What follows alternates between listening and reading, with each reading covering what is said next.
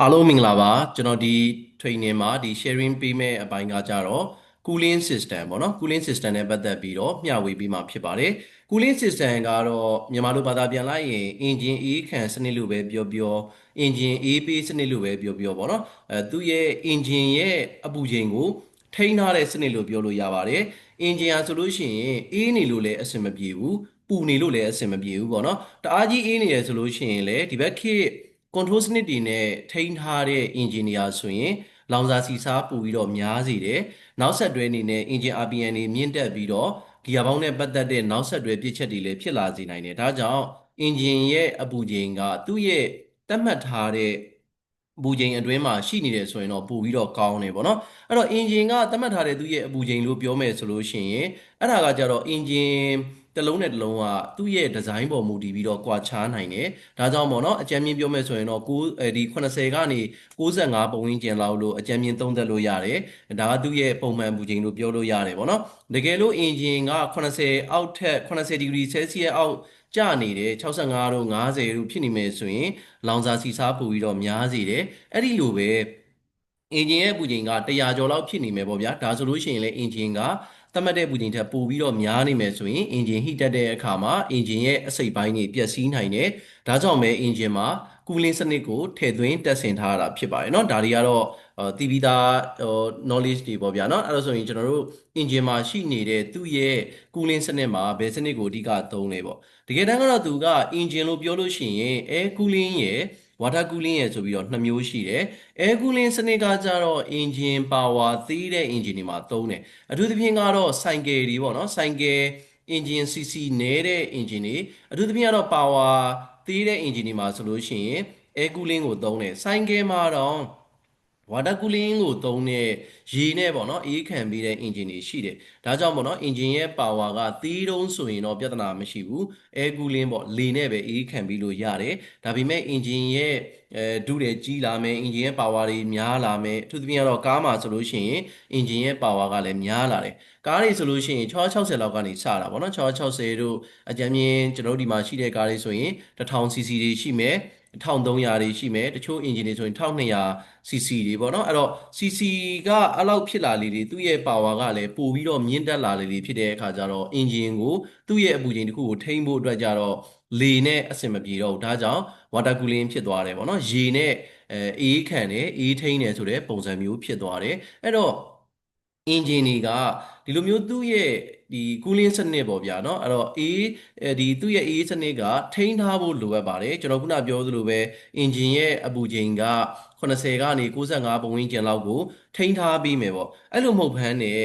ဥပမာ thermostat ဖြုတ်ထားတာပဲဖြစ်ဖြစ်ပန်ကာကိုဓာတ်ရိုက်လေခိုင်းထားတာပဲဖြစ်ဖြစ်အကြောင်းမျိုးမျိုးပေါ့ဗျာတခုလောက်ထားတဲ့အခါမှာ cooling စနစ်မှာလည်းသွားပြီးတော့ engine ကသတ်မှတ်တဲ့အပူချိန်တစ်ခုကိုမရောက်ဘူးဆိုရင်ဒီဘက်ခေတ် control စနစ်ကားတွေကကြတော့ပို့ပြီးတော့လောင်စာစီစားများတယ် engine RPM ကြီးကမြင့်တက်နေမှာဖြစ်တယ်ဥပမာပြောမယ်ဆိုလို့ရှိရင် engine ကိုစောစောမနက်စောစောပေါ့နော်နှိုးတဲ့အချိန်ဒါမှမဟုတ်ရင်ပြင်ပရဲ့ရိုက်သတ္ထုအေးနေတဲ့အချိန်မှာ engine နှိုးတယ်ဆိုလို့ရှိရင်အဲ့ဒီမှာ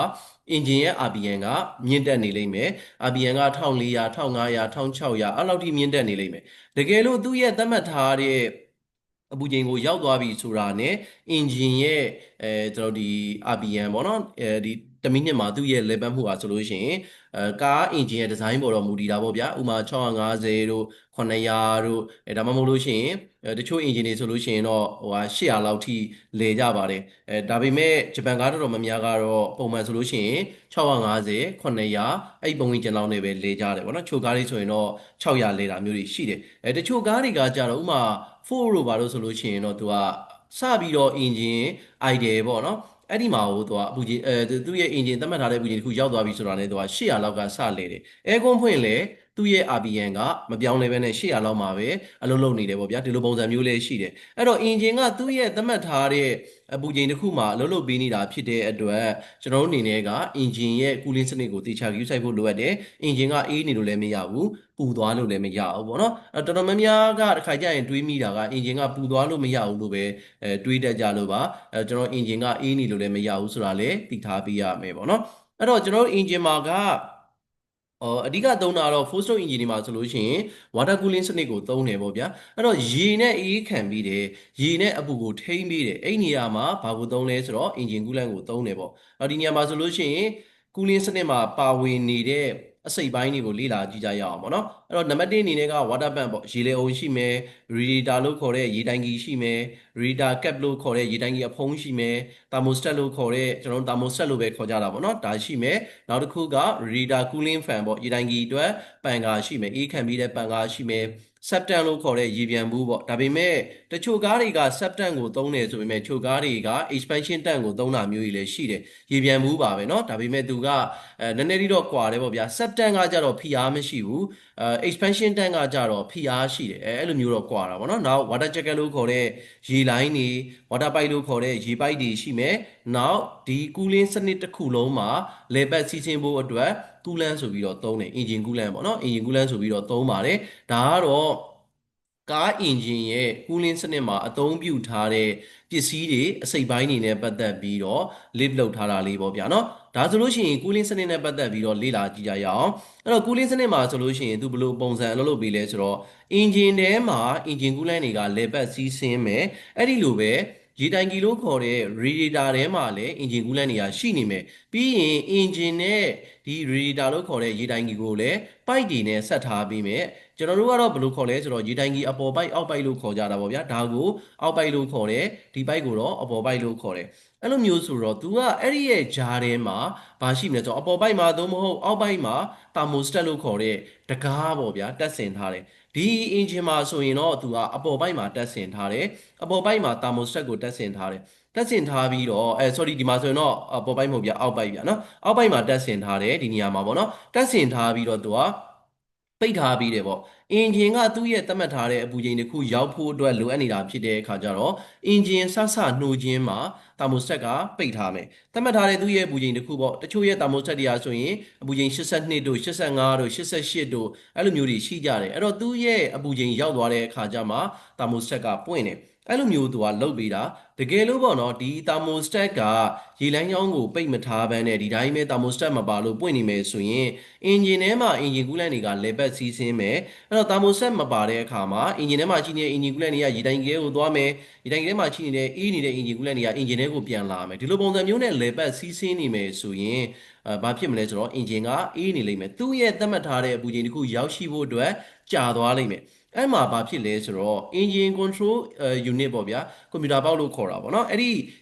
ဒီကွန်ပျူတာပေါက်ကနေပြီးတော့ engine ကသတ်မှတ်ထားတဲ့သူ့ရဲ့အပူချိန်တစ်ခုကိုမရောက်သေးဘူးဆိုရင် ECD sensor လို့ခေါ်တဲ့ဒီ engine coolant ရဲ့အပူချိန်ကိုအာရုံခံပေးတဲ့ sensor ရှိတယ်အဲ့ဒီ sensor ကလာတဲ့အချက်လက်အရ ECU ကကွန်ပျူတာပေါက်ကနေပြီးတော့ engine coolant ကအေးနေတယ် engine coolant ရဲ့အပူချိန်က engine ရဲ့အပူချိန်ပဲပေါ့နော်အဲ့တော့ engine ကအေးနေတယ်ဆိုရင်ဘာလုပ်ပေးလဲဆိုတော့ injector ကိုစီပိုကျွေးတယ်ပြီးတဲ့အခါမှာလေကိုပေါ့အထူးသဖြင့်ကတော့ဓာတ်ဆီကားတွေမှာဆိုလို့ရှိရင်အဲ့ဒီအချိန်ဒီမှာ ISC ဘားကိုထိန်းတယ်သို့မဟုတ်တကယ်လို့လေတကားကမော်တာနဲ့လာတဲ့မျိုးစမှာဆိုရင်လည်းလေတကားကိုပို့ပြီးတော့ပွင့်ပေးပြီးတော့လေကိုများများဝင်စေတယ်အဲ့တော့လေကိုလည်းပို့ပြီးတော့ဝင်ခိုင်းတယ်စီကိုလည်းပို့ကျွေးပြီးတော့အင်ဂျင်ရဲ့အပူချိန်ကိုမြန်မြန်သူ့ရဲ့သတ်မှတ်ထားတဲ့အပူချိန်တစ်ခုရောက်အောင်လှုပ်ဆောင်ပေးတယ်ဘာဖြစ်လို့အဲ့လိုလုပ်ပေးလဲဆိုတော့အင်ဂျင်ကသူ့ရဲ့သတ်မှတ်ထားတဲ့အပူချိန်ကိုရောက်မှသာအပြည့်အဝစွမ်းဆောင်ရည်ထုတ်နိုင်မှာဖြစ်တယ်။နမူနာနဲ့ပြောရမယ်ဆိုရင်ကျွန်တော်တို့ရဲ့လူခန္ဓာကိုယ်ဖွဲ့စည်းတည်ဆောက်ပုံကလည်းအေးနေလို့ရှိရင်လည်းကျွန်တော်တို့ကပြောမယ်ဆိုရင်အကျော်ချင်းနေဆိုင်မယ်။နောက်တစ်ချက်ကသွေးတွေလည်းပဲစီးဆင်းမှုမကောင်းတဲ့အတွက်အလုပ်လုပ်ရတာအဆင်မပြေဘူး။အဲ့တော့အရန်အေးတဲ့ရိုက်သတ္တုမှာဆိုရင်ကျွန်တော်တို့အလုပ်လုပ်ရတာကအဆင်မပြေဘူးပေါ့။ချွေးထွက်သွားပြီဆိုတော့မှအဆင်ပြေတယ်။ဒါပေမဲ့တအားကြီးပူလွန်းသွားပြန်ရင်လည်းအဆင်မပြေပြန်ဘူးပေါ့နော်။အဲ့လိုမျိုးကြောင့်ကျွန်တော်တို့လူခန္ဓာကိုယ်မှာသူ့ရဲ့သတ်မှတ်ထားတဲ့အလုပ်လုပ်လို့ကောင်းတဲ့အပူချိန်လေးပေါ့ဗျာထိန်းထားဖို့အတွက်လိုတယ်အဲ့တော့ engine မှာလည်းအဲ့ဒီလိုပဲသူ့ရဲ့သတ်မှတ်ထားတဲ့အပူချိန်တစ်ခုကိုထိန်းထားဖို့လိုတာဖြစ်တဲ့အတွက် thermostat ကပိတ်ထားပြီးတယ်ပေါ့ဗျာအဲ့လိုပိတ်ထားပြီးခြင်းအပြင် engine က engine ထဲမှာပဲ engine coolant တွေကလေပတ်စီးဆင်းနေတယ်အဲ့အတွက်ကြာလာတဲ့အခါမှာ engine coolant တွေကပူသွားတယ်အဲ့လိုပူသွားရင်သတ်မှတ်ထားတဲ့ပူချိန်တစ်ခုရောက်သွားတဲ့အခါမှာ ECU ကနေ injector တွေစီဖြန်းတာကိုနည်းနည်းလျှော့တယ်လေဝင်တာတွေကိုလည်းနည်းနည်းလေးပြန်လျှော့သွားတဲ့အတွက် engine RPM ကမြင့်နေရာကနေဖြည်းဖြည်းချင်းပြန်ကျပြီးတော့ RPM 900 650 600အစရှိသဖြင့်ရောက်ရှိသွားတာဖြစ်တယ်အဲ့လိုမျိုးကနေပြီးတော့ thermostat ကသူ့ရဲ့သတ်မှတ်ထားတဲ့ပူချိန်တစ်ခုရောက်သွားလို့ တာမိုစတက်ပွင့်သွားတဲ့အခါမှာအင်ဂျင်ထဲမှာပူနေတဲ့အင်ဂျင်ကူးလန်းတွေကရေတိုင်ကြီးရဲ့အပေါ်ကန်တွေကိုရောက်တယ်အပေါ်ကန်ကနေပြီးတော့အောက်ကန်ကိုရေလိုင်းလေးတွေနဲ့စီးဆင်းသွားတယ်အဲ့ဒီမှာကားကရှေ့ကိုမောင်းနေတဲ့အခါမှာရှေ့ကတိုးလာတဲ့လေရဲ့ဒီပန်ကာရဲ့လေပတ်မှုပန်ကာကလည်းသူ့ရဲ့သတ်မှတ်ထားတဲ့ပူချိန်တစ်ခုကြမှာသူကလဲမှာပဲတချို့ရဲ့ပန်ကာတွေကပူချိန်60နဲ့95မှာလဲတယ်တချို့ရဲ့ပန်ကာတွေက96မှာလဲတယ်တချို့က69မှာလဲတယ်တချို့က101 102မှာလဲတယ်တချို့က100မှာလဲတယ်ဒါကတော့အင်ဂျင်ရဲ့ကူးလင်းစနစ်ရဲ့ဖွဲ့စည်းတည်ဆောက်ထားတဲ့ဒီဇိုင်းနဲ့ဆိုင်တယ်အဲ့ဒါတော့ကျွန်တော်တို့ပုံသေးမှတ်ဖို့အတွက်မလွယ်ဘူးပေါ့နော်အဲ့လိုမျိုးသူကပန်ကာလဲတဲ့အခါမှာဒီဂျီတိုင်ကြီးမှာရှိနေတဲ့အပူတွေကကျသွားတယ်ပေါ့ဗျာအဲ့လိုမျိုးဆိုတော့ဒီအပေါ်ကန်မှာရှိနေတဲ့အင်ဂျင်ကူလန်တွေကအောက်ကိုစီးဆင်းသွားတဲ့အခါမှာအောက်ဆိုတာကအောက်ကန်ပေါ့ဂျီတိုင်ကြီးမှာ2ကန်ပါတယ်အောက်ကန်ကိုစီးဆင်းသွားတဲ့အခါမှာအဲ့ဒီအင်ဂျင်ကူလန်တွေကအေးသွားတယ်အဲ့ဒီအေးသွားတဲ့အင်ဂျင်ကူလန်တွေကအောက်ဘက်ကနေပြီးတော့အင်ဂျင်ထဲကိုဝင်မယ်အဲ့ဒီနေရာမှာတာမိုစတက်ကလည်းပွင့်နေပြီဖြစ်တဲ့အတွက်အေးနေတဲ့အင်ဂျင်ကူလန်တွေကအင်ဂျင်ထဲကိုဝင်သွားတဲ့အခါမှာအင်ဂျင်ကလည်းသူ့ရဲ့အင်ဂျင်ကူလန်တွေရဲ့အပူချိန်ကကျသွားမယ်အဲ့လိုပုံစံမျိုးနဲ့ကူလင်းစနစ်ကလှုပ်ဆောင်ပေးနေတာဖြစ်တယ်အဲ့တော့ကူလင်းစနစ်မှာဆိုလို့ရှိရင်ဒီအင်ဂျင်ကူလန့်တွေကိုလေပတ်စီးဆင်းမှုအတွက်ဝါတာပန်လို့ခေါ်တဲ့ရေလေအုံရှိမယ်ရေလေအုံကအင်ဂျင်ထဲမှာပဲအင်ဂျင်ကူလန့်တွေကိုလေပတ်စီးဆင်းမယ်သို့မဟုတ်ရေတိုင်ကြီးထဲမှာရှိနေတဲ့အင်ဂျင်ကူလန့်တွေကိုအင်ဂျင်ထဲကိုလေပတ်စီးဆင်းစေမယ်တာမိုဆက်ကကြတော့အဖွင့်ပိတ်ပြုလုပ်ပေးတာပေါ့ဗျာเนาะဒါအပြင်အင်ဂျင်ရဲ့ကူလင်းစနစ်မှာဘာတွေပါလဲဆိုလို့ရှိရင်ဟီတာတွေပါပါတယ်တကယ်တော့သူကကူလင်းစနစ်အတွက်လှုပ်ဆောင်ပေးတာမဟုတ်ဘူးအဲ့ဒါကကြတော့ air con စနစ်အတွက်လှုပ်ဆောင်ပေးတာကျွန်တော်တို့ကကားရဲ့ air con စနစ်လို့ပြောလို့ရှိရင်အေးပေးတာလို့ပဲတော်တော်များများကသတ်မှတ်ပေးထားတယ်ပေါ့နော်။ဘာကြောင့်လဲဆိုတော့ကျွန်တော်နိုင်ငံရဲ့ရာသီဥတုအနေထားရကအပူပိုင်းဒေသများတယ်။အေးတဲ့ဒေသတွေတော့ရှိတယ်ပေါ့ဗျာ။ဒါပေမဲ့အပူပိုင်းဒေသများတဲ့အခါကျတော့ဟီတာဆိုတာကိုမေ့နေကြတယ်။ air con စနစ်မှာနှစ်ပိုင်းပါတယ်။ဟီတာရဲ့ကူလာရဲဆိုပြီးတော့ပါတယ်ဒါပေမဲ့အဲကုန်းလို့ပြောလိုက်ရင်ကူလာလို့ပဲမျိုးလုံးထဲမှာပြေးပြီးတော့မြင်ကြတာပေါ့နော်အဲ့တော့တကယ်တမ်းတော့အဲ့လိုနှစ်ပိုင်းပါတဲ့အခါမှာကူလာပိုင်းကကြတော့အဲကွန်စနစ်မှာ gas cycle နဲ့သူကလှုပ်ပြီးတယ် air con gas ရှိတယ် compressor ရှိတယ် condenser လို့ခေါ်တဲ့အပူကွာရင်ရှိမယ် expansion bar တွေ evaporator တွေအဲ့လိုပုံစံမျိုးနဲ့သူကလေပတ်စီးဆင်းပေးပြီးတော့အဲ့ထဲမှာ gas တွေ air con gas တွေလေပတ်စီးဆင်းမယ်အဲ့ဒီကနေပြီးတော့ကားရဲ့အတွင်းခန်းတွေကိုအေးပေးတယ်ပေါ့ဗျာနော်အေးတဲ့အရာသာကိုပေးတယ်အဲ့ဒါက air con စနစ်ရဲ့ကူလာဖြစ်တယ်ဟီတာကကြတော့ဘာနဲ့လှုပ်ဆောင်ပြီးလဲဆိုတော့အင်ဂျင်ကူလန့်နဲ့လှုပ်ဆောင်ပြီးတယ်အဲ့တော့ဒီနေရာလေးမှာဘာရှိလဲဆိုတော့ဒီအင်ဂျင်ရဲ့ head သို့မဟုတ်အင်ဂျင်ရဲ့ head line မှာရှိတဲ့ရေလိုင်းပေါ့ဗျာအဲ့ဒီကနေပြီးတော့ပူနေတဲ့အင်ဂျင်ကူလန့်တွေကဟီတာတဲ့ဟီတာဆိုတဲ့တကယ်တော့ရေတိုင်ကြီးအသေးစားလေးလို့ပြောလို့ရတယ်အဲ့ဒီထဲကိုဖြတ်တန်းစီးဆင်းပြီးအဲ့ဒီကနေပြီးတော့သူကပိုက်နဲ့အင်ဂျင်ထဲကိုပြန်သွားတယ်အဲ့လိုပုံစံမျိုးနဲ့သူကလှုပ်ဆောင်ပြီးထားပြီးတော့ဒီနေရာမှာအပူတွေပေါ့ဗျာအင်ဂျင်ကူလန့်အပူတွေဖြတ်တန်းစီးဆင်းသွားတယ်အဲ့ဒါကိုဘလိုဝါမော်တာနဲ့လေမှုတ်လိုက်တဲ့အခါမှာဒီဟီတာကိုဖြတ်သွားတဲ့ဟီတာကိုဖြတ်သွားတဲ့အင်ဂျင်လေတွေကအင်ဂျင်ကူးလိုင်းရဲ့အပူကြောင့်ကားရဲ့အတွင်းခန်းတွေကိုအပူဓာတ်တွေဖြတ်တန်းစီးဆင်းလာတယ်လေဘူးတွေထွက်လာတယ်ပေါ့အဲ့တော့အရန်အေးတဲ့ဒေသတွေမှာဆောင်းရာသီအထူးသဖြင့်ကတော့ဆောင်းရာသီမှာဆိုရင်ကားရဲ့အတွင်းထဲမှာဟီတာမပါရင်ဘလို့မှစီးလို့အဆင်မပြေဘူးကားစီးလို့အဆင်မပြေဘူးအထူးသဖြင့်ကတော့မောင်းလို့အဆင်မပြေဘူးပေါ့နော်ဒါအေးလာတဲ့အခါမှာလက်တွေကခဲသွားနိုင်တယ်ပေါ့ဗျာတအားကြီးအေးတယ်ဆိုရင်အဆင်မပြေဘူးဒါကြောင့်အဲ့ဒီချိန်မှာဟီတာကိုသုံးရတယ်များသောအားဖြင့်တော့ဟီတာကအင်ဂျင်ကူးလန့်နဲ့အပူပေးတာအဲ့လိုမျိုးဟီတာတွေပဲအများဆုံးသုံးတယ်တချို့ရဲ့ကားတွေမှာကတော့လျှက်စစ်နဲ့ဟီတာပေးတာမျိုးတွေလည်းရှိတယ်ဒါကတချို့ကားတွေပေါ့နော်တချို့ကားတွေမှာဆိုလို့ရှိရင်သူကလျှက်စစ်ဟီတာကွိုင်တွေလုပ်ပြီးတော့မှအပူပေးတာမျိုးရှိတယ်အဲ့ကြရင်တော့အင်ဂျင်ကူးလန့်ကိုမသုံးဘူးပေါ့နော်အဲ့လိုပုံစံမျိုးတော့ရှိပါတယ်အဲ့တော့ဒီဟီတာကိုကဘာမှရှိလဲဆိုတော့ကားရဲ့ dashboard ထဲမှာရှိတယ်ကားရဲ့ dashboard ထဲမှာ HVAC လို့ခေါ်တဲ့ aircon ရဲ့ HVAC လို့သုံးကြတယ်ဗောနော်အဲ့လို HVAC စနစ်ရှိတယ်အဲ့ဒီ HVAC စနစ်ထဲမှာကူလာရောဟီတာရောထည့်ထားတဲ့သဘောပေါ့ဗျာနော်အဲ့ဒီမှာ evaporator လို့ခေါ်တဲ့ A ကွိုင်ပါတယ်ပြီးရင် heater ကိုပါတယ်ပေါ့အဲ့တော့ heater ကိုကကျွန်တော်တို့ရဲ့ရွေးချယ်မှုပေါ်မူတည်တယ် heater ကိုရွေးချယ်ရင်အဲ့ဒီ heater ကိုဖြတ်သွားတဲ့ engine coolant အပူတွေကိုဘလိုအားနေပြီးတော့မှုတ်ပြီးတော့ကားရဲ့အတွင်းခန်းတွေကိုလေဘူးတွေဝင်လာမယ်အဲ့လိုမဟုတ်ဘူးကျွန်တော်တို့ကကူလာကိုရွေးမယ်ဆိုလို့ရှိရင်ကူလာဘက်က evaporator ဘက်ကိုအဲ့ဒီ blower ကနေပြီးတော့လာတဲ့လေတွေကဖြတ်တန်းစီးဆင်းပြီးတော့အေးဓာတ်ကိုရရှိမှာဖြစ်တယ်เนาะဒါကကား aircon ကားရဲ့အေးခံစနစ်ပေါ့เนาะ cooling စနစ်မှာအဲ့ဒီကား aircon စနစ်နဲ့လည်းတွဲပြီးတော့ပါဝင်နေတဲ့သဘောဒီနေရာမှာ engine coolant ပျောက်တဲ့ပြဿနာလေးကိုနည်းနည်းလေးပြောချင်တယ်ဒီဟာက heater ကိုနဲ့ပတ်သက်တဲ့အပိုင်းကျန်တဲ့အပိုင်းကိုပြောချင်တာမဟုတ်ဘူးပေါ့เนาะအဲ့တော့ heater ကိုနဲ့ပတ်သက်ပြီးတော့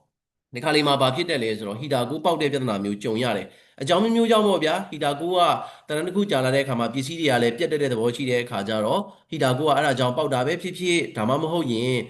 ်ကျွန်တော်တို့အနေနဲ့အဲ့ဒီဘလိုဝါမော်တာနားမှာရှိနေတဲ့အဲကွန်းရဲ့လေစစ်အဲ့ဒီလေစစ်ကိုမလဲတာကြာလို့အဲ့ဒီကနေပြီးတော့ဖုန်နေမုံတွေကဟီတာကိုရောက်ဟီတာကိုကတန်ကြီးတွေလိုက်ဆွေးမြေ့ပေါက်ပေါ့ဗျာအဲ့လိုပေါက်တဲ့အခါမှာဘာဖြစ်လဲဆိုတော့အင်ဂျင်ကူးလန့်ပျောက်တဲ့ပြဿနာကြုံတွေ့နေနိုင်ပါတယ်အဲ့ဒါကအင်ဂျင်ကူးလင်းစနစ်မှာရှိနေတဲ့အစိတ်ပိုင်းတွေဘယ်အပိုင်းမှာပြဿနာမရှိဘဲနဲ့ဟီတာကိုပေါက်တဲ့ပြဿနာကြောင့်အင်ဂျင်ကူးလန့်ပျောက်တဲ့ပြဿနာကိုကြုံတွေ့နေနိုင်တယ်အဲ့လိုမျိုးအင်ဂျင်ကူးလန့်ပျောက်ပြီဆိုရင်အဖြေရှာအရန်ခက်တယ်ဘာကြောင့်လဲဆိုတော့ကားရဲ့ dashboard တွင်ထဲမှာဟီတာကိုကထည့်ထားတာတစ်ပိုင်းနောက်တစ်ချက်က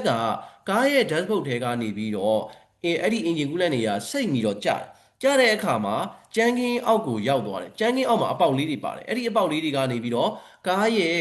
ဒီအောက်ထဲကိုတောက်နဲ့ကျသွားတယ်အဲ့လိုမျိုးကျတဲ့အခါမှာအဲ့ဒီအင်ဂျင်ကူးလန့်ယိုစိမ့်မှုကိုမမြင်နိုင်ဘူး။ဘာကြောင့်မမြင်လဲဆိုတော့ကြမ်းကင်းမှာများသောအားဖြင့်ကဘာလို့ထားဆိုတော့အခင်းပြားတွေရှိတယ်။အဲ့ဒီအခင်းပြားတွေရဲ့အောက်ကနေအင်ဂျင်ကူးလန့်ကသွားတာဆိုတော့လွယ်ကူမမြင်နိုင်ဘူးပေါ့နော်။ကားမောင်းသူပဲဖြစ်ဖြစ်လိုက်ပါစီးနေတဲ့သူပဲဖြစ်လွယ်ကူမမြင်နိုင်ဘူး။ဒါကြောင့်အင်ဂျင်ကူးလန့်ပျောက်ပြီဆိုရင်အင်ဂျင်ရဲ့သက်ဆိုင်ရာအစိတ်ပိုင်းအသီးသီးကိုစစ်ဆေးရမှာဖြစ်တယ်လို့ဟီတာကိုလည်းစစ်ဆေးပေးရမယ်။ဘာလို့ရလဲဆိုတော့အဲ့မှာ pressure တက်နဲ့ထိုးလို့ရတယ်အဲ့ဒါကဒီသင်ခန်းစာတွေမှာပါပါတယ်စစ်ဆေးတဲ့အချိန်ပေါ့ဗျာ leakage တက်တွေစစ်တဲ့အချိန်ကြရင်ယိုစိမ့်မှုကိုစစ်တဲ့အချိန်ကြရင်တော့ဘယ်လိုစစ်ရမလဲဆိုတာလေးတော့ကျွန်တော်မျှဝေပေးပါမယ်လောလောဆယ်ကတော့ဟီတာကိုနဲ့ပတ်သက်တဲ့အပိုင်းလေးလည်းထည့်သွင်းစဉ်းစားရမယ်ဆိုတာလေးကိုမျှဝေပေးတာဖြစ်တယ်ပေါ့ဗျာနော်ဒါဆိုရင်အင်ဂျင်ကူးလင်းစနစ်ရဲ့အရေးအပါဆုံးပစ္စည်းတစ်ခုဖြစ်တဲ့ water pump ရေလေအုံပေါ့ဒါကိုတော့များသောအားဖြင့် workshop တွေကရေလေအုံလို့ပဲခေါ်ကြတယ်ရေလေပတ်စီးဆင်းမှုအတွက်လှုပ်ဆောင်ပေးတယ်ပေါ့ဗျာအဲ့တော့ water pump တွေကအရင်အရေးပါပါတယ် water pump တွေကအင်ဂျင်ထဲမှာရှိနေတဲ့အင်ဂျင်ကူးလန့်တွေကိုလည်းလေပတ်စီးဆင်းစေတယ်နောက်တစ်ချက်ကရေတိုင်ကြီးထဲမှာရှိနေတဲ့အင်ဂျင်ကူးလန့်တွေကိုလည်းလေပတ်စီးဆင်းအောင်လှုပ်ဆောင်ပေးတယ်ဒီနေရာလေးမှာ water pump ရေလေအုံကိုတက်ဆင်ထားတယ်အဲ့ဒီရေလေအုံကိုဘာနဲ့လဲပေးလဲဆိုတော့ပန်ကာကျိုးနဲ့လေပတ်စီတယ်ကရိုင်းဘူလီကနေပြီးတော့ပန်ကာကျိုးနဲ့ပတ်ပြီးတော့မှလေပတ်စီတယ်တချို့ရဲ့ကားသူသဖြင့်ကတော့ hybrid ကားတွေပေါ့နော် Toyota hybrid ကားတွေဆိုလို့ရှိရင်ရေလေအုံမှာပန်ကာကျိုးမပါတော့မပါဘဲနဲ့ရေလေအုံကဘာနဲ့လဲခိုင်းလဲဆိုတော့လျှက်စစ်နဲ့လဲခိုင်းတယ်လျှက်စစ်မော်တာနဲ့အဲ့ဒီရေလေအုံကိုမောင်းပေးတယ်ပေါ့အဲ့လိုမျိုးဆိုလို့ရှိရင်အဲ့ဒီ engine မှာရှေ့မှာပန်ကာကျိုးလုံးဝမပါတော့ရှေ့မှာသူကကရိုင်းဘူလီတော့ပါတယ်ဒါပေမဲ့ကရိုင်းဘူလီမှာဘာပန်ကာကျိုးမှမရှိဘူး power steering ပန့်ကလည်းမပါဘူးဘာကြောင့်လဲဆိုတော့ EBF ပေါ့ steering gun ကမော်တာနဲ့ဖြစ်သွားတယ်ဒါကြောင့် EBF steering gun ကိုသုံးထားတယ်ပြီးတော့ dynamo ကလည်းမပါပြန်ဘူးကျွန်တော်ပြောနေတဲ့ alternator ပေါ့နော်အဲ့ဒီ dynamo ကဘာလို့မပါလဲဆိုတော့တွဲဖို့ဘက်ထရီလေးကိုအားသွင်းပေးဖို့အတွက် dynamo မလိုတော့ဘူးသူ့မှာက hybrid ဖြစ်တဲ့အတွက် hybrid battery ပါတယ်အဲ့ဒီ hybrid battery ကနေပြီးတော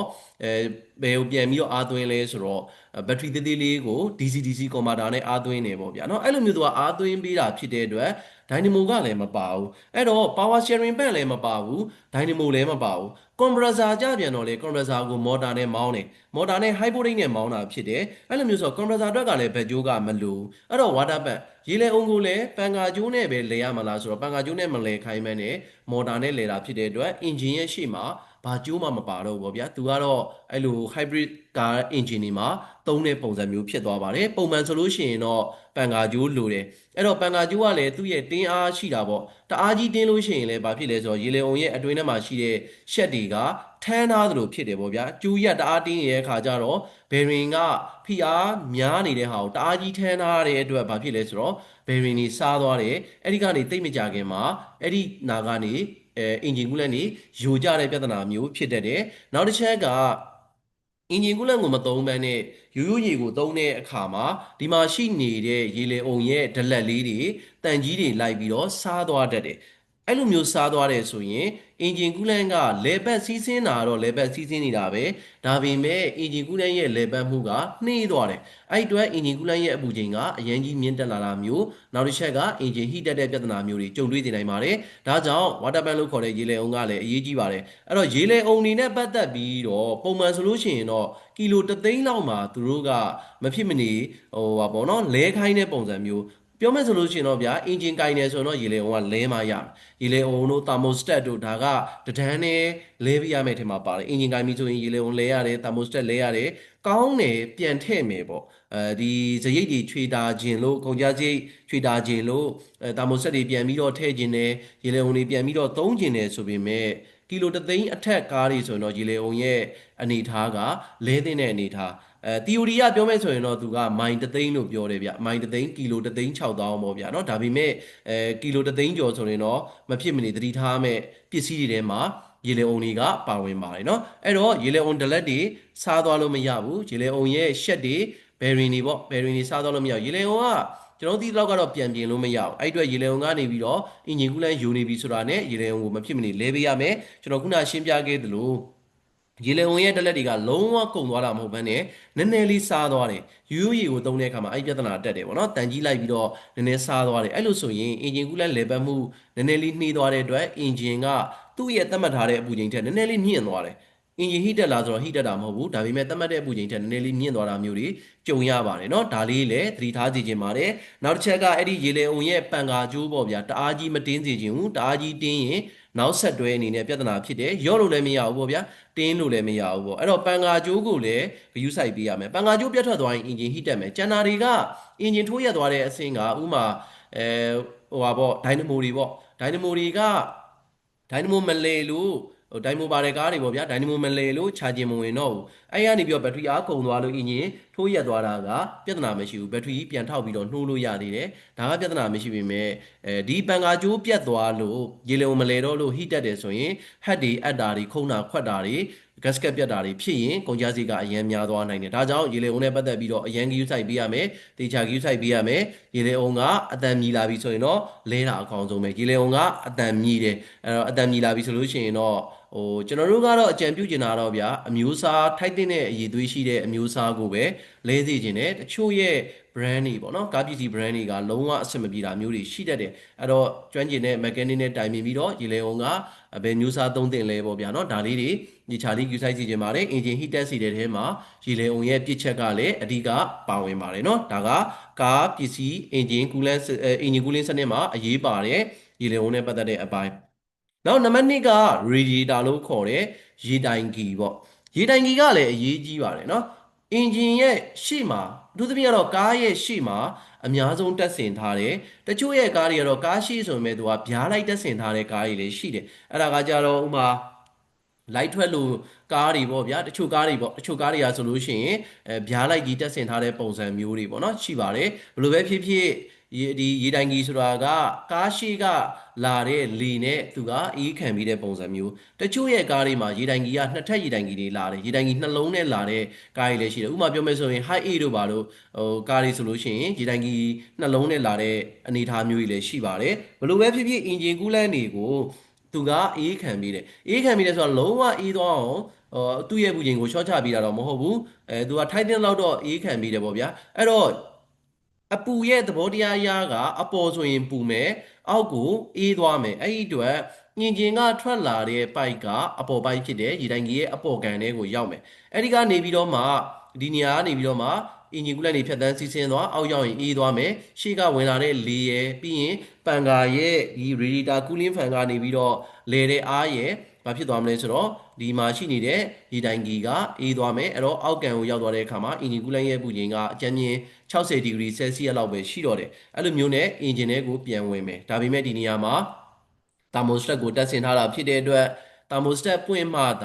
ာသူကအင်ဂျင်ထဲကိုဝင်မှာဖြစ်တယ်တကယ်လို့သာမိုစတက်မပွင့်ဘူးဆိုရင်အင်ဂျင်ထဲမှာရှိနေတဲ့အင်ဂျင်ကူလန်းတွေကပဲလေပတ်စီးဆင်းပေးနေတယ်ပေါ့နော်ရေတိုင်ကြီးမှာဆိုရင်ဒီလိုပုံစံမျိုးလဲရှိတယ်ဘေးတိုက်လို့ခေါ်တာပေါ့ဒီဟာကတန်ရှိမယ်ပေါ့ဗျာသူကတော့ upper တန်လို့လည်းခေါ်မှာပေါ့အဲ့ဒီတန်ကနေပြီးတော့အင်ဂျင်ကူလန့်တွေကဘေးတိုက်သွားမယ်ဒါက lower တန်ဖြစ်သွားတယ်အဲ့လိုမျိုးနဲ့သူက level စီးဆင်းတာမျိုးလည်းရှိတယ်ဒီရဲ့ line ထဲမှာရေ line လေးတွေရှိတယ်အင်ဂျင်ကူလန့် line လေးတွေပေါ့ဗျာအဲ့ဒါလေးတွေကကြီးပိတ်လို့မရဘူးအဲ့တော့ကျွန်တော်နှိမ့်ချုံနဲ့ပြောရမယ်ဆိုလို့ရှိရင်တော့ရေတိုင်ကြီးတွေကြီးပိတ်တာကလည်းအင်ဂျင်ကူလန့်ကိုမသုံးဘဲနဲ့ရိုးရိုးရေကိုသုံးတာကြောင့်ရေတိုင်ကြီးတွေကြီးပိတ်တယ်တန်ကြီးတွေပိတ်ပြီးတော့ ရေတိုင်ကြီးတွေဆွေးမြေးပေါက်ပြဲပေါ့ဗျာအဲ့လိုမျိုးတွေဖြစ်ကြတယ်ဒါကြောင့်အဲ့ဒါတွေလည်းတေချာလေး view site စီခြင်းပါတယ်ကျွန်တော်ခုနပြောခဲ့တဲ့ထဲမှာရေတိုင်ကြီးကအပေါ်အောက်သွားတာရှိတယ်ဘေးတိုက်သွားတဲ့ပုံစံမျိုးရှိတယ်ဒါကကြတော့အပေါ်ကန်ပေါ့နော်ဒီမှာဆိုရင် upper တန်းကနေ lower တန်းကိုသွားတယ်အပေါ်ကနေအောက်ကိုဒီလိုမြောင်းလေးတွေကနေစီးဆင်းသွားပြီးတော့အေးခံပြီးတယ်ဒါကကြတော့ဘေးတိုက်ဒီဘက်ကနေပြီးတော့ engine coolant အပူတွေကဘေးတိုက်သွားပြီးတော့ဒီဘက်မှာလာပြီးတော့အေးခံပြီးတယ်ဒီနေရာမှာသတိထားစေချင်တာက transmission oil cooler ပေါ့ automatic transmission ကားတွေပေါ့ဗျာ automatic transmission ကားတွေမှာများသောအားဖြင့်သူ့ရဲ့ကူလာပါတယ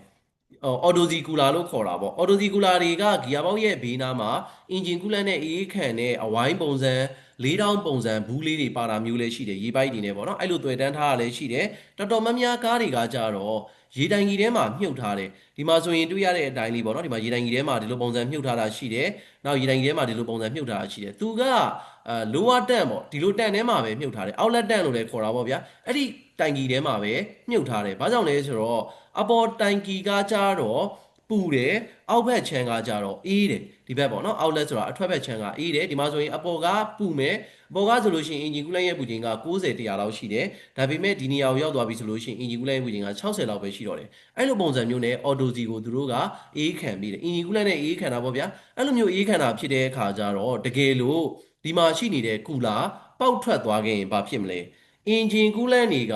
အော်တိုစီတွေကိုရောတာမျိုးဒါမှမဟုတ်ရင်အော်တိုစီကအင်ဂျင်ကူလန့်တွေကိုရောတာမျိုးဒီလိုပြဿနာမျိုးတွေကြုံရတယ်အဲ့တော့ကူလာပေါက်တဲ့အခါမှာဂီယာပေါက်ထဲကိုရေဝင်တဲ့ပြဿနာမျိုးအင်ဂျင်ကူလန့်တွေဝင်သွားပြီဆိုရင်အဲ့ဒါတော်တော်ပြဿနာကြီးတယ်ပေါ့နော်အဲ့တော့ဂီယာပေါက်တွေကိုရေဝင်ပြီဆိုလို့ရှိရင်နောက်ဆက်တွဲနေနဲ့ကလပ်ပြားတွေပွားသွားတယ်အဲ့ဒီကလပ်ပြားတွေကချက်ချင်းတော့မသိတာဘူးဗျဒါပေမဲ့တစ်လကျော်လောက်ဆိုလို့ရှိရင်အဲ့ဒါအရန်သိတာသွားတယ်သိတာပြီးတော့လုံးဝဂီယာမချိန်တဲ့အဆင့်ကြီးဖြစ်ပြီးတော့ဂီယာပေါက်လဲရတဲ့အဆင့်ကြီးဖြစ်တတ်တယ်အဲ့လိုမျိုးမဖြစ်အောင်မလုပ်သင့်လဲဆိုတော့တကယ်လို့ပေါ့ဗျာအကြောင်းမျိုးကြောင့်ဂီယာပေါက်ထဲကိုရေဝင်သွားပြီအဲ့လိုရေဝင်သွားပြီဆိုရင်မလုပ်သင့်လဲဆိုတော့အဲ့ဒီထဲမှာရှိနေတဲ့အော်တိုစီတွေအကုန်လုံးကိုလှည့်ထုတ်ပေးရမယ်ဒီကူလာထဲမှာရှိနေတဲ့အော်တိုစီတွေပြီးလို့ရှိရင်တပိတ်လုံးထဲမှာရှိတဲ့အော်တိုစီတွေနောက်တစ်ချက်ကဂီယာပေါက်တစ်ခုလုံးထဲမှာရှိနေတဲ့အော်တိုစီတွေအကုန်လုံးကိုရှင်းထုတ်ပေးရမယ်ပြီးတဲ့အခါမှာဘားဘော်ဒီထဲမှာရှိနေတဲ့အော်တိုစီတွေကြီးတွေအကုန်လုံးကိုလည်းတန်ရှင်းပေးရမယ်အဲ့လိုမလုပ်ဖမ်းနဲ့ဒီတိုင်းပဲမှေးသုံးလိုက်တယ်အော်တိုစီလေးပဲလဲလိုက်တယ်ဆိုရင်ဘာဖြစ်နိုင်လဲဆိုတော့ top converter လို့ခေါ်တဲ့တပိတ်လုံးထဲမှာအဲ့ဒီရေရောနေတဲ့ဒီအော်တိုစီတွေကြံနေခဲ့တယ်ဆိုရင်နောက်ဆက်တွဲအနေနဲ့အဲ့ဒီဂီယာဘောက်ကတစ်လလောက်နေလို့ရှိရင်တည်ကြတယ်လုံးဝကိုပြဿနာတွေဖြစ်တယ်ဂီယာမချင်းတော့ဘူးဂီယာချော်တယ်လီဗာနင်းပေမဲ့ကားကမထွက်ဘူးအေးတဲ့ချိန်မှာမထွက်ဘူးပူလာပြီဆိုတော့မှကားကထွက်တယ်အဲ့လိုပြဿနာမျိုးတွေနောက်ဆက်တွဲတွေကတော်တော်ကြီးပါတယ်ဒါကြောင့် automatic transmission auto gear box တွေကိုရေဝင်ရင်ကျွန်တော်အနေနဲ့တေချာလေးရှင်းပြဖို့လိုအပ်တယ် mechanic အနေနဲ့ဆိုရင်လည်းကားပိုင်ရှင်ကိုတေချာရှင်းပြဖို့လိုအပ်တယ်ဒါကနောက်ဆက်တွဲအနေနဲ့ဘယ်လိုဆိုးကျိုးတွေဖြစ်နိုင်လဲဆိုတော့ရှင်းပြဖို့လိုအပ်တယ်ကားပိုင်ရှင်အနေနဲ့ဆိုလို့ရှိရင်လည်း gear box တွေကိုရေဝင်ပြီဆိုတာနဲ့ auto စီတွေကိုမြန်မြန်လှည့်ထုတ်မှတ်နှမျောနဲ့ပေါ့နော်တကယ်လို့ကိုကတက်နိုင်တယ်ဆိုရင်လှုပ်စေချင်တာကအော်တိုစီကို2ခါလောက်လှည့်ထုတ်စေချင်တယ်ဆက်နဲ့လှည့်ရင်ပိုကောင်းတယ်ဆက်နဲ့လှည့်လို့ရှိရင်ဥမာပေါ့ဗျာအော်တိုစီက4 လီတာတပုံးပဲကုန်တဲ့ကားဆိုကြပါစို့ဆက်နဲ့လှည့်တယ်ဆိုရင်သူကအဲ့ဒီ4 လီတာပုံ3ပုံးလောက်ကုန်တယ်ပြောမယ်ဆိုရင်3စားလောက်ကုန်တာပေါ့နော်ဥမာအော်တိုစီတပုံးကို2သိန်းကျတယ်ဆိုလို့ရှိရင်6သိန်းလောက်ကုန်တယ်ဒါပေမဲ့အဲ့လိုမျိုးလှည့်လိုက်တာကဒီယာပေါက်ကိုကုစားလိုက်တာဖြစ်တယ်အဲ့လိုမဟုတ်ဘဲနဲ့ကျွန်တော်တို့ကမလှည့်ဘဲနဲ့အော်တိုစီကိုတစ်ခေါက်လောက်ပဲလှည့်လိုက်မယ်ဆိုရင်အဲ့ဒီကနေဂီယာပေါက်ပြတ်သွားရင်ခုနပြောတဲ့6သိန်းက60လည်းဖြစ်သွားနိုင်တယ်ဂီယာပေါက်ပေါ်မူတည်ပြီးတော့အဲ့လိုမျိုး360လည်းဖြစ်သွားနိုင်တယ်ပေါ့ဗျာဒါကြောင့်အော်တိုဂီယာပေါက်တွေကိုရေမွန်အောင်ကူးဆိုင်ရမယ်ဒီနေရာမှာကူလာပေါက်တာလည်းဖြစ်နိုင်တယ်ဆိုတာကိုသတိထားရမယ်အဲ့တော့ကူလာကဘလို့ကြောင့်ပေါက်တက်လဲကားတွေဘာတွေ accident ဖြစ်လို့ကားတိုက်တယ်ဆိုရင်လည်းပေါက်တက်တယ်ပေါ့ဗျာနောက်တစ်ချက်အနေနဲ့ကအင်ဂျင်ကူလန့်ကိုမသုံးမနဲ့ရိုးရီကိုသုံးတယ်တန်ကြီးတွေလိုက်တယ်ဆွေးမြေ့တယ်အဲ့ဒီကနေပြီးတော့လေကူလာတွေပေါက်ပြီးတော့နောက်ဆက်တွဲအနေနဲ့ဂီယာဘောက်တွေကိုအင်ဂျင်ကူလန့်တွေရောက်တာမျိုးတွေဖြစ်တတ်ပါတယ်ရေတွေဝင်တာမျိုးတွေဖြစ်တတ်ပါတယ်ဒါလေးလည်းသတိထားကြည့်ခြင်းနဲ့ပေါ့ဗျာနောက်တစ်ချက်အဲ့ဒါကအင်ဂျင်ဟီတက်တဲ့ပြဿနာတော်တော်များများအင်ဂျင်ဟီတက်တဲ့ပြဿနာကျွန်တော်တို့ကြုံမှုကြတယ်အင်ဂျင်ဟီတက်ပြီဆိုရင်ဥမာအင်ဂျင်ကန်ရတဲ့အနေအထားမျိုးတွေရှိတယ်ပေါ့ဗျာဟမ်မျက်နှာပြင်တွေခုံးတာတွေခွက်တာတွေအက်တာတွေ ဘလောက်ဒီအပ်တာတွေစီးတွေနာသွားတာတွေအစရှိတွေဖြစ်ပေါ့ဗျာအထဲမှာရှိနေတဲ့ကျွန်တော်ချိန်မှာခွက်တွေကွဲတာတွေအပ်တာတွေဖြစ်တတ်တယ်တတုခွက်တတုဟက်တွေဆိုရင်တော့ဖြစ်တာနည်းပေမဲ့တန်ဟက်တွေဆိုရင်တော့များသောအားဖြင့်ချိန်မာရဲ့ခွက်တွေအပ်တာတွေကွဲတာတွေဟက်အပ်တာတွေကြောင့်ဟက်အလုံးလိုက်လဲရတာမျိုးတွေလောက်ကြတယ်ပြောမယ်ဆိုတော့အင်ဂျင်ပိုင်းကိုအဓိကထားပြီးတော့ပြုပြင်ကြတယ်ဘာကြောင့်ဟီတက်တာလဲရေပိုက်တွေပေါက်လို့လားဒါမှမဟုတ်ရင်အကြောင်းမျိုးမျိုးကြောင့်ပေါ့ဗျာဟီတက်စေနိုင်တဲ့ပြစ်ချက်တွေကိုကျွန်တော်တို့တွေကအဖြေရှာပြီးတော့ဒီ engine နဲ့ပတ်သက်တဲ့အပိုင်းကိုပြုပြင်ကြတယ်ဒါပေမဲ့ gear ပိုင်းကိုမိထားတတ်ကြတယ်ပေါ့နော်အဲ့ဒီပြဿနာကတစ်ခါလေမှကြုံရတယ် workshop တွေမှာလည်းကြုံရတယ်ဥပမာပေါ့ဗျာ heat တက်တယ်ကားက workshop ကိုမောင်းလာတယ်sorry ဆွဲလာတယ်ပေါ့ဆွဲလာတယ်ချို့ကြောက်လေ heat တက်တယ်ဒါပေမဲ့ကားက workshop ကိုမောင်းလာတဲ့ဖြည်းဖြည်းချင်းမောင်းလာတဲ့အနေအထားမျိုးလည်းရှိတာပေါ့အဲ့လိုမျိုးဘယ်လိုပဲဖြစ်ဖြစ်အဲ့ဒီ heat တက်ပြီဆိုရင်ဒီ automatic transmission တွေနဲ့ပတ်သက်ပြီးတော့ auto gear box တွေနဲ့ပတ်သက်ပြီးတော့ gear size စီခြင်းနဲ့ဘာကို gear size စီခြင်းလဲဆိုတော့ဒီမှာကူလာလေးရှိတယ်ဒီကူလာလေးကရေတိုင်ကြီးရဲ့အောက်ကန်outlet တန့်မှာပေါ့ဗျာထားတယ်ပေါ့အဲ့လိုမျိုးထားတယ်ဆိုတဲ့အနေထားမှာ engine heat တက်ပြီဆိုရင်ဘယ်လောက်ထိအပူချိန်ကတက်လဲဆိုတော့120 130လောက်ထိအပူချိန်တက်တယ်120 130 degree Celsius ဆိုတာကတော်တော်လေးကိုပူတဲ့အနေထားမျိုးဖြစ်တယ်အဲ့တော့120 130လောက်ထိရေတိုင်ကြီးထဲမှာအပူချိန်တွေကမြင့်တက်နေပြီးတော့ပွက်စုနေအောင်ဖြစ်နေတဲ့ဆိုတဲ့အနေထားမျိုးမှာဒီရေတိုင်ကြီးရဲ့အောက်ကန်ထဲမှာ outlet တန့်ထဲမှာအော်တိုဝိုင်ရဲ့ကူလာလေးထည့်ထားတယ်ထည့်ထားတဲ့အတွက်အဲ့ထဲမှာရှိတဲ့အော်တိုစီတွေကလည်းပြောမယ်ဆိုတော့မီးမြိုက်ခံရတယ်လို့ဖြစ်တာပေါ့ဗျာအဲ့လောက်ထိအပူချိန်120 degree Celsius 130 degree Celsius လောက်ထိပူထားတဲ့အင်ဂျင်ကူလန့်တွေကသူ့ရဲ့ဘေးပတ်ချာလဲမှာစီးဆင်းနေတာဖြစ်တဲ့အတွက်အဲ့ဒီကူလာထဲမှာရှိနေတဲ့အော်တိုဝိုင်တွေကလည်းပြစ်ချက်ဖြစ်စေတယ်မောင်းနေတဲ့ကားဆိုရင်အော်တိုဝိုင်ကသူကလေပတ်နေမှာဖြစ်တယ်အဲ့တော့အော်တိုဂီယာပေါ်ထဲမှာရှိတဲ့အော်တိုဝိုင်တွေကပြောမယ်ဆိုရင်တော့လောင်သွားတာပေါ့ဗျာအရည်သွေးကျသွားပြီအပူချိန်ကအဆမတန်မြင့်တက်သွားပြီအော်တိုစီရဲ့အပူချိန်ကအကြမ်းမြင့်80နဲ့90ဒီဂရီကြားလောက်ပဲရှိတယ်90ဒီဂရီဆဲဆီယပ်ကြားလောက်ပဲသူကရှိပြီးတော့အလုပ်လုပ်ပေးနေတာဖြစ်တယ်အဲ့ဒီနေရာမှာ120 130လောက်ထိအပူချိန်ကမြင့်တက်သွားတဲ့အချိန်မှာအော်တိုစီရဲ့အရည်သွေးကလုံးဝကျသွားပြီအဲ့တော့ကျွန်တော်ပြောချင်တဲ့အဓိက point က engine heat တက်သွားတယ်ဆိုတဲ့အနေအထားမှာ engine ဘိုင်းပဲလုပ်လို့မရပါဘူး auto gear ပေါက်ကားတွေဆိုရင် auto G ကိုပါတစ်ခါတည်းလဲပေးဖို့လိုအပ်ပါတယ်အဲ့ဒါလေးလည်းအရေးကြီးတယ်ဗျဘာကြောင့်လဲဆိုတော့ engine မဲကင်ပြီးတော့ auto G ကိုမလဲဘူးဆိုရင်နောက်ထပ်တစ်ပတ်လောက်10ရက်လောက်15ရက်လောက်နေတဲ့အခါမှာ gear box နဲ့ပတ်သက်ပြီးတော့ပြစ်ချက်ပြန်ပြီးတော့ကြုံတွေ့လာသေးတယ်ဒါမှမဟုတ်ရင်ချက်ချင်းလဲအဲ့ဒီပြစ်ချက်ကိုကြုံတွေ့လာစေနိုင်တယ်ဒါကြောင့် auto G ကိုလည်းလဲပေးတင်တယ်လို့ကျွန်တော်ကအကြံပြုတာဖြစ်တယ်เนาะဒါကရေတိုင်ကြီးနဲ့ပတ်သက်တဲ့အပိုင်းနောက်တစ်ချက်ကရေတိုင်ကြီးနဲ့ပတ်သက်ပြီးတော့တခါကျရင်ဗျာကားကညစ်ပတ်ပေလူးနေလို့ရေဆေးတဲ့အနေအထားမျိုးတွေလောက်ကြတယ်ဥမာဒီရေဆေးဆိုင်တွေမှာပဲဖြစ်ဖြစ်ကိုယ်ပိုင်ကိုဆေးတာပဲဖြစ်ဖြစ်ပေါ့ရေဆေးကြတယ်ကိုယ့်အကိုဆေးရင်တော့များသောအားဖြင့်အိမ်ဒီမှာဆိုလို့ရှိရင်တော့ရေကခွက်နဲ့ပဲတံမုံနဲ့ပဲဆွဲပြီးတော့ခွက်နဲ့ပဲလောင်းကြတာများတယ်အဲ့ဒါတော့ပြဿနာမရှိဘူးဒါပေမဲ့ရေဆေးတဲ့ဆိုင်တွေမှာ pressure gun တွေနဲ့ထိုးတာ pressure gun တွေကတော်တော်ပြင်းနေဗျအဲ့ဒီ pressure တွေကပြောမယ်ဆိုရင်လက်ကိုထိုးမြင်တော့မှအရေကွန်လန်လောက်တဲ့အထိပြင်းနေသူ့ရဲ့ pressure တွေကပေါ့နော်အဲ့လိုအနေထားမှာရေတိုင်ကြီးမှာရှိနေတဲ့လေလိုင်းချောင်းတွေရှိတယ်အတွင်းထဲကတော့ရေလိုင်းချောင်းတွေဆိုတာမှန်တယ်ဒါပေမဲ့အပြင်မှာလေကဒီလိုမျိုးဖြတ်တန်းစီးဆင်းသွားရမှာလေလိုင်းချောင်းတွေရှိတယ်အဲ့ဒီလေလိုင်းချောင်းတွေကိုကျွန်တော်တို့ကဒဲ့ထိုးရတယ်ရေတိုင်ကြီးရဲ့ရှေ့တက်တဲ့ကနေပြီးတော့မှသူ့ရဲ့ line တစ် line ချင်းစီကိုဒဲ့ထိုးပြရတယ်အဲ့လိုမဟုတ်ဘဲနဲ့ဘေးတိုက်စောင်းပြီးတော့ရေကို pressure gun နဲ့ထိုးလိုက်တဲ့အခါမှာအဲ့ဒီဒီရှိမှာရှိနေတဲ့ line လေးတွေလေ line လေးတွေကသူကပေါ့နော်fin ဆိုပြီးတော့သုံးတယ် FIM ဆိုပြီးတော့ပေါ့နော်ဒီမှာ cooling fin ဆိုပြီးတော့သူကပြောထားတယ်အဲ့ဒါလေးတွေကဘာဖြစ်လဲဆိုတော့လိတ်သွားတာပိတ်သွားတာပေါ့နော်ပိတ်သွားရင်ရေတိုင်ကြီးကအဲ့ဒီလေလေးတွေကဖြတ်တန်းစီးဆင်းမှသာသူ့ရဲ့အပူကလည်းကျအဲ့ဒီ cooling fin လို့ခေါ်တဲ့လေစီးဆင်းတဲ့ line လေးတွေလုတ်ပြီးထားတာတွေကပိတ်သွားရင်လေမစီးတော့ဘူးအဲ့လိုလေကဖြတ်ပြီးတော့မစီးတော့တဲ့အခါမှာ engine ကအပူချိန်ပူပြီးတော့မြင့်တက်သွားနိုင်တယ်ဒါလေးတွေကသတိထားရမယ်ဒါကြောင့်ရေဆေးတဲ့ဆိုင်တွေမှာရေတိုင်ကြီးတွေကိုရေထိုးတဲ့အခါမှာဆိုရင်တဲ့ထိုးခိုင်းလုံးဝဘေးတိုက်မထိုးခိုင်းနဲ့ဘေးတိုက်ထိုးခိုင်းရင်ပြဿနာရှိပါတယ်เนาะဒါလေးလဲကျွန်တော်သတိရလို့ထည့်သွင်းပြီးတော့မျှဝေပေးတာပ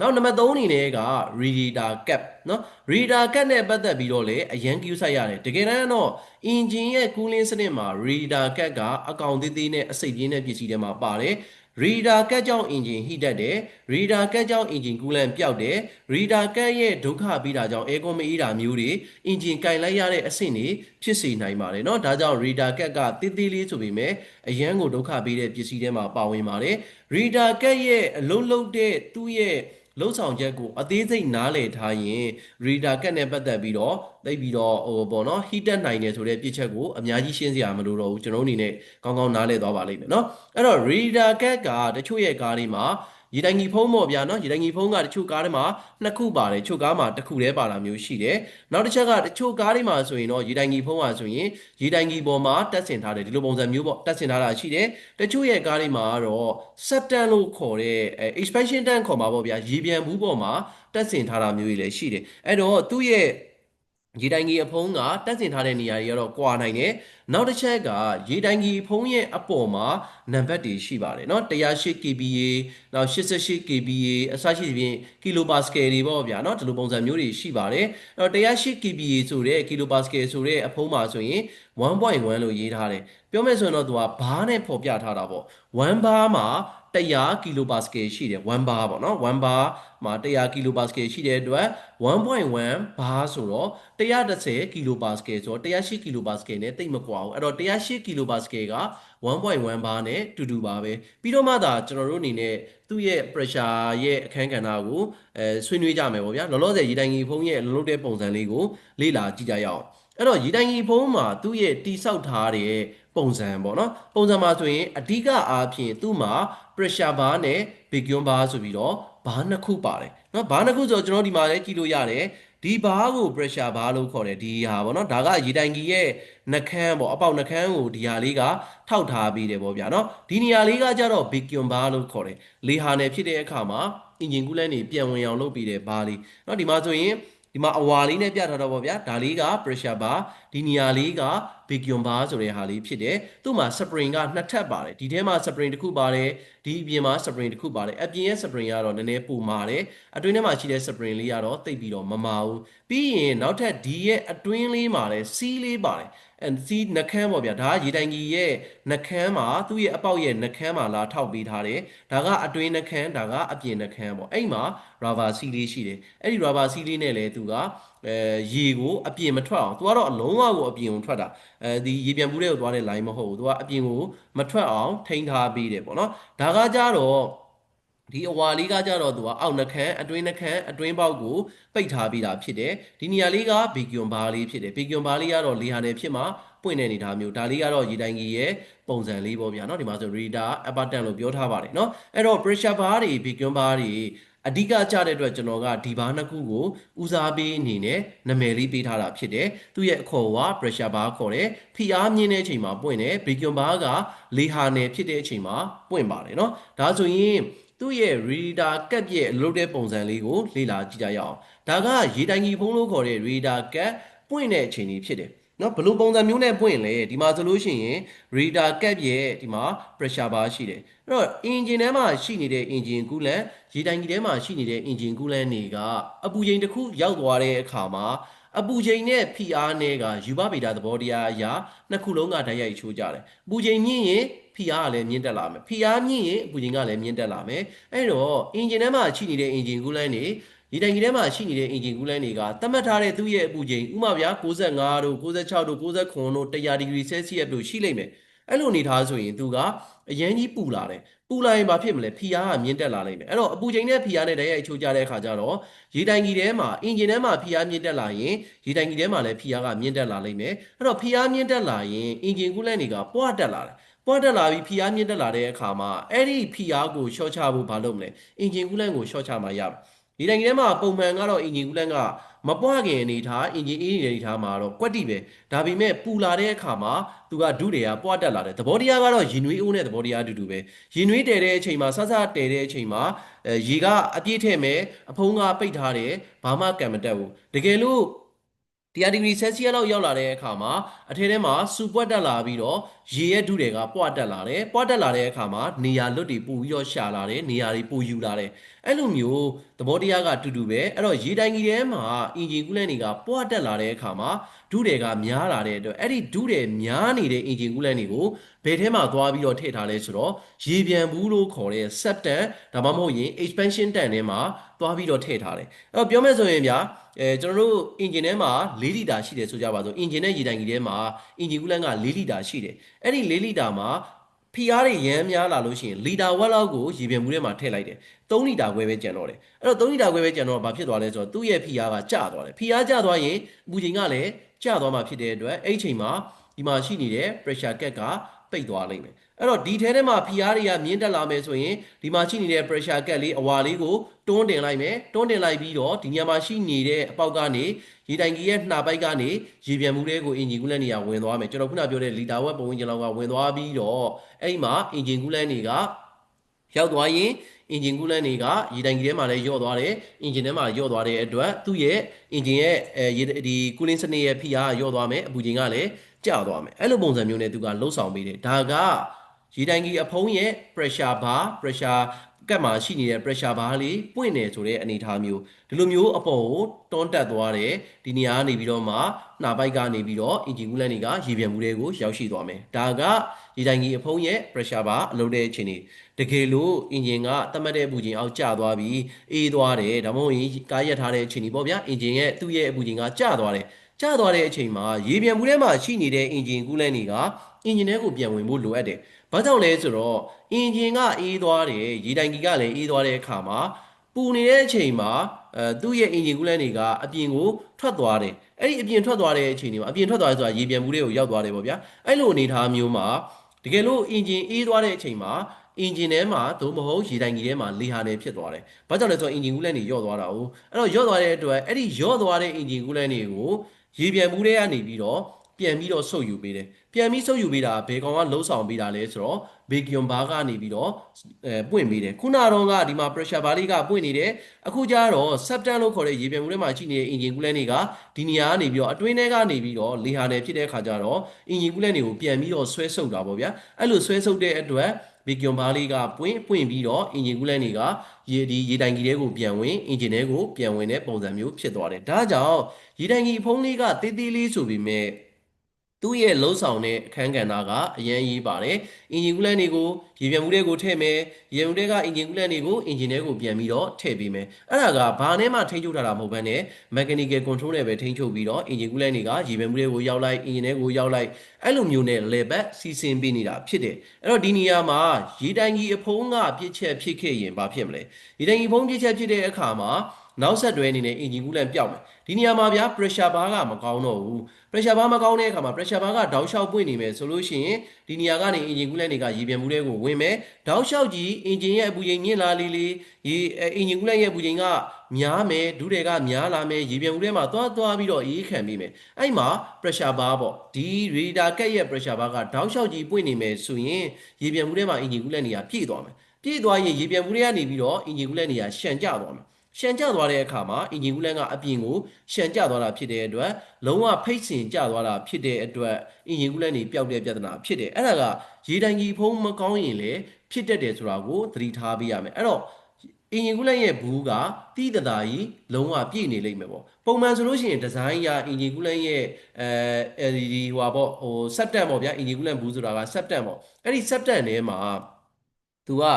upper နဲ့ lower ဆိုပြီးတော့ရှိတယ်နော် high နဲ့ low နဲ့ဆိုပြီးတော့ရှိမယ်ပေါ့ဗျာအဲ့လိုမျိုးနှစ်မှတ်ရဲ့အတွင်းထဲမှာရှိရမယ်အဲ့ထက်ကြော်နေတယ်အပထက်ကြော်နေတယ်ဆိုရင်အဲ့ဒါဒီတိုင်ကြီးဖုံးကိုစစ်ဆေးပေးဖို့လိုအပ်ပါတယ်ဖြည့်ထားလို့မရဘူးအဲ့ထက်လည်းကြော်ပြီးတော့ဖြည့်ထားလို့မရဘူးမဖြစ်သင့်ဘူးပေါ့နော်အဲ့မှာရေတိုင်ကြီးဖုံးမကောင်းရင်သူကတောက်လျှောက်ကြီးပြည့်နေလိမ့်မယ်အင်ဂျင်ပူနေတဲ့အချိန်မှာပြည့်နေတယ်ရှံကျသွားတယ်ပေါ့ဗျာအဲ့လိုဆိုရင်အင်ဂျင်ကူးလိုက်ယိုစိမ့်မှုကလည်းရှားအရန်ခက်တယ်ဘာကြောင့်လဲဆိုတော့သူကယိုစိမ့်မှုကလွယ်လွယ်ကူးနဲ့မတွေးနိုင်တော့ဘူးဒီတိုင်းပဲရှံကျသွားတာဆိုတော့ဘယ်နေရာရှံလို့ရှံမှန်းလည်းမသိဘယ်ကနေယူလို့ယူမှန်းလည်းမသိဆိုတဲ့ပုံစံမျိုးဖြစ်သွားတတ်တယ်ပေါ့ဗျာဒါကြောင့်ကျွန်တော်တို့ဂရုစိုက်ပေးဖို့လိုအပ်ပါတယ်အဲ့တော့ရေတိုင်ကြီးဖုံးနဲ့ပတ်သက်ပြီးတော့မကောင်းတဲ့အခါမှာလဲရမယ်ရေတိုင်ကြီးဖုံးကြောင့်အင်ဂျင်ဟီတက်တဲ့ပြဿနာဖြစ်တယ်ဆိုတာအခုလိုမျိုးသူကအင်ဂျင်ကူးလန့်တွေကိုမထိန်းမှန်းနဲ့ pressure bar ကတောက်လျှောက်ပွင့်နေတယ်ပွင့်ပြီးတော့ရေပြန်မှုတွေကိုဝင်တယ်နောက်တစ်ချက်ကဒီနေရာမှာရှိနေတဲ့စီးလေးဒီစီးလေးမလုံးတဲ့အခါမှာရေပြန်မှုတွေကိုမရောက်ဖမ်းတဲ့ဒီနေရာကနေပြီးတော့အင်ဂျင်ကူးလန့်တွေကအပြင်ကိုယူကျသွားပြီးတော့ပြစ်ချက်ဖြစ်စေတာဒါကြောင့်ပဲအင်ဂျင်ကူးလန့်ယူစိမ့်မှုကိုသိရအောင်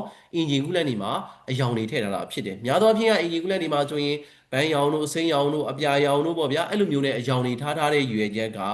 ယိုစိမ့်သွားတဲ့အခါမှာအဲ့ဒီယိုစိမ့်တဲ့နေရာလေးမှာအယောင်လေးတွေကျန်ခဲ့တယ်ဒါဆိုရင်ဘယ်နေရာကယိုစိမ့်သွားလဲဆိုတာအလွယ်တကူသိရှိနိုင်တယ်အဲ့အတွက်အင်ဂျင်ကူလန့်မှာအယောင်ထည့်ပေးထားတာဖြစ်ပါတယ်เนาะအဲ့တော့ဒါက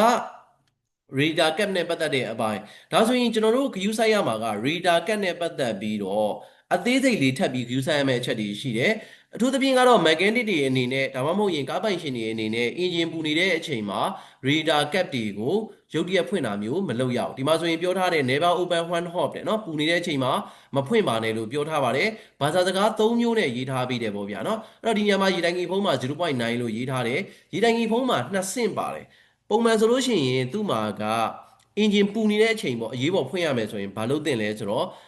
ရေဆိုဝစ်ပေါ့ဗျာသူ့ပေါ်ကိုရေဆိုဝစ်နည်းနည်းထူထူလေးကိုရေကိုရွှဲနေအောင်ဆွတ်ပြီးအပေါ်ကနေပြီးတော့အုပ်ပြီးလို့ရှိရင်တဆင့်ကိုလှည့်တဆင့်လှည့်လိုက်လို့ရှိရင်ဖီအားကကျသွားလိမ့်မယ်တဆင့်လှည့်ဖီအားကျပြီးသွားလို့ရှိရင်နောက်တဆင့်လှည့်ပြီးတော့ချွတ်ပေါ့ဗျာနော်ဖီအားလုံးဝကျသွားပြီဆိုတော့မှချွတ်စေခြင်းနဲ့တကယ်လို့အင်ဂျင်ဟီးတက်ပြီဆိုလို့ရှိရင်တော့ဒီတိုင်ကြီးဖုံးဖွင့်တာကအရန်အန်ဒီရများတယ်ဘာကြောင့်လဲဆိုတော့အထဲထဲမှာဖီအားနဲ့သူကကန်ထွက်နေတာဆိုတော့အဲ့ဒီဒီတိုင်ကြီးဖုံးကိုဖွင့်လိုက်လို့ရှိရင်အပူလောင်တဲ့ပြဿနာမျိုးတွေဖြစ်တတ်ပါတယ်မျက်နှာပူတယ်နောက်လက်တွေပူတယ်ခန္ဓာကိုယ်တွေအပူလောင်တဲ့ပြဿနာမျိုးတွေဖြစ်တတ်ပါတယ်ဒါကြောင့်ပူနေတဲ့အချိန်မှာမဖွင့်ဖို့စာနဲ့ဟိုတေချာသတိပေးထားတယ်နောက်တစ်ချက်ကရေတိုင်ကြီးဖုံးရဲ့အပေါ်မှာပေါ့ဗျာဒီလိုပုံစံမျိုးလေးတွေသူကပြပေးထားပါတယ်နံပါတ်တွေပေါ့နော်ဒီမှာဆိုရင်108ကီလိုပါစကယ်ဒီမှာဆိုလို့ရှိရင်108ကီလိုပါစကယ်ဒီမှာ88ကီလိုပါစကယ်108ကီလိုပါစကယ်ရဲ့ဘေးမှာ1.1ဆိုပြီးတော့လည်းရေးထားပါတယ်ဒါကကနန်းပေါ့ဗျာကိန်းကနန်းတစ်ခုဆိုပေမဲ့တချို့ရဲ့ရေတိုင်ကြီးဖုံးမှာဒီနှစ်မျိုးကတော့အများဆုံးသုံးတယ်108နဲ့88ကီလိုပါစကယ်ကအများဆုံးသုံးတယ်ဒါပေမဲ့တချို့ရဲ့ကားမှာ129တို့နောက်တစ်ချက်က145တို့အစရှိသည့်ဖြစ်ပေါ့ဗျာသူကကီလိုပါစကယ်တွေမျိုးစုံတွေရှိတတ်တယ်အဲ့တော့ရေတိုင်ကြီးဖုံးနဲ့ပတ်သက်ပြီးတော့သူ့ရဲ့အပေါ်မှာရေးထားတဲ့ကီလိုပါစကယ်ဆိုတာက pressure bar ပွင့်တဲ့အခြေအနေကိုပြောတာကျွန်တော်ခုနကတော့ပြောပြခဲ့တယ်ရှင်းပြခဲ့တယ် pressure bar ကပွင့်တယ်လို့ပြောထားတယ်အဲ့တော့တကယ်လို့108ကီလိုပါစကယ်လို့ရေးထားတယ်108မှာဒီနေရာမှာရှိနေတဲ့ pressure bar ကပွင့်မယ်88ကီလိုပါစကယ်လို့ရေးထားတယ်ဆိုလို့ရှိရင်88မှာပွင့်မယ်ပေါ့ဗျာเนาะအဲ့လိုပုံစံမျိုးလေးသူကပွင့်တဲ့ pressure bar ရဲ့ပွင့်တဲ့အနေအထားကိုပဲရှင်းပြပေးထားတာဖြစ်တယ်။ဒါကြောင့်ကျွန်တော်တို့အနေနဲ့ view site ရမှာကဒီနေရာမှာရှိနေတဲ့သူ့ရဲ့နံပါတ်တွေ88ကီလိုပါစကယ်108ကီလိုပါစကယ်ဆိုတဲ့နံပါတ်တွေကို view site ပေးရမယ်။အဲ့ဒါတွေကိ